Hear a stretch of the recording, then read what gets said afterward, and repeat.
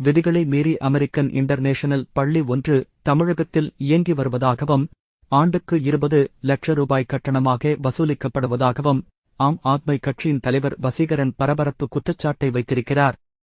சென்னை வேளச்சேரி அருகே அமெரிக்க தூதரகத்தின் மேற்பார்வையில் இன்டர்நேஷனல் பள்ளி ஒன்று செயல்பட்டு வருகிறது.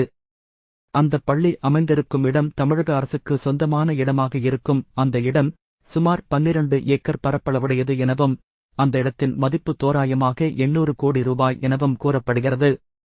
ஆனால் அந்த இடத்திற்கு 1 லட்சம் ரூபாய் மட்டுமே மாத வாடகையாக வசூலிக்கப்பட்டு வருவதாகவும் இது தமிழக மக்களை சுரண்டும் முயற்சி எனவும் வசீகரன் குற்றம் சாட்டியுள்ளார். தமிழகத்தின் மற்ற தனியார் பள்ளிகள் அவர்கள் சொந்த இடத்தில் பள்ளிகள் அமைத்திருக்கும் போதிலும் தமிழக அரசு விதித்திருக்கும் விதிகளுக்கு உட்பட்டு செயல்படுகின்றன.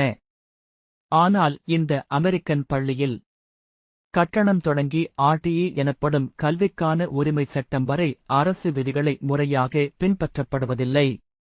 மத்திய அரசின் மனிதவள மேம்பாட்டுத் துறையின் கீழ் இந்த பள்ளி இருப்பதால் தகவல் அறியும் உரிமை சட்டம் மூலமாக உண்மைகள் அறியவும் இயலவில்லை என புகார்கள் எழுந்துள்ளன.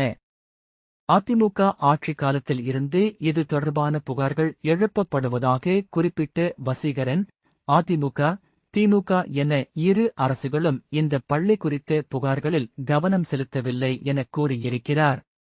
அதிமுக ஆட்சியின் போது PTR பழனிவேல் தியாகராஜனின் குழந்தைகள் இந்த பள்ளியில் படித்த போது அதிக கட்டண வசூல் பற்றி அவரே குற்றம் சாட்டியதாகவும் ஆனால் தற்போது திமுக மௌனமாக இருப்பதாகவும் வசீகரன் தெரிவித்துள்ளார்.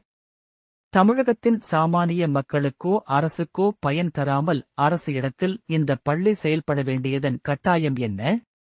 மத்திய அரசு இது தொடர்பாக நடவடிக்கை எடுக்குமா என கேள்வி எழுப்பும் வசீகரன், இதுகுறித்து ஆம் ஆத்மி கட்சி சார்பில் முதல்வரை சந்திக்க இருப்பதாகவும் உரிய பதில் கிடைக்கும் வரை தொடர் முயற்சிகளும் போராட்டங்களும் முன்னெடுக்கப்படும் எனவும் அவர் தெரிவித்துள்ளார். Subscribe to Vulcan Television. Please subscribe Vulcan Television.